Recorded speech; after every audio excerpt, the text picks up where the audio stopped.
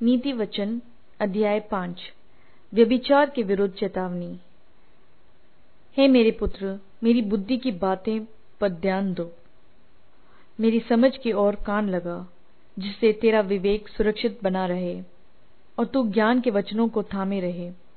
क्योंकि पराई स्त्री के ओठों से मधु टपकता है और उसकी बातें तेल से भी अधिक चिकनी होती हैं, परंतु इसका परिणाम नाक दोनों सा कड़वा और दोधारी तलवार सा पेना होता है। उसके पांव मृत्यु की ओर बढ़ते हैं और उसके पग अधोलोक तक पहुंचते हैं, इसलिए उसे जीवन का समतर पथ नहीं मिल पाता। उसके चाल चलन में चंचलता है, परंतु उसे वह आप नहीं जानती। इसलिए अब हे मेरे पुत्रों, मेरी सुनो और मेरी बातों से मुंह न मोड़ो। ऐसी स्त्री से दूर ही रहे और उसकी डेवड़ी के पास भी न जाना।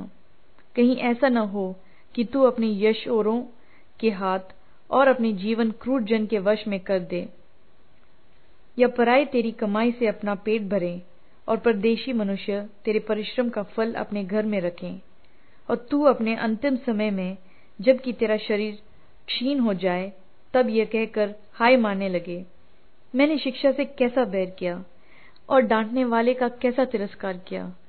मैंने अपने गुरुओं की बातें न मानी और अपने सिखाने वालों की ओर ध्यान न लगाया।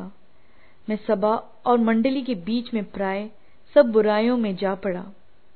तो अपने ही कुंड से पानी और अपने ही कुएं से सोते का जल पिया करना। क्या तेरे सोतों का पानी सड़क में और तेरे जल की धारा चौकों में बह जाने पाए? यह केवल तेरे ही लिए रहे और तेरे संग औरों के लिए न हो। तेरा सोता धन्य रहे और अपनी जवानी की पत्नी के साथ आनंदित रहे। प्रिय हरणी या सुंदर सांभरनी के समान उसके स्तन सर्वदा तुझे संतुष्ट रखें और उसी का प्रेम नित्य तुझे आकर्षित करता रहे। हे मेरे पुत्र, तू अपरिचित स्त्री पर क्यों मोहित हो और पराई को क्यों छाती से लगाए? क्योंकि मनुष्य के मार्ग यहोवा की दृष्टि से छिपे नहीं हैं और वह उसके सब मार्गों पर ध्यान करता है। दुष्ट अपनी ही अधर्म के कामों से फंसेगा और अपने ही पाप के बंधनों में बंधा रहेगा। वह शिक्षा प्राप्त किए बिना मर जाएगा और अपनी ही मूर्खता के कारण भटकता रहेगा।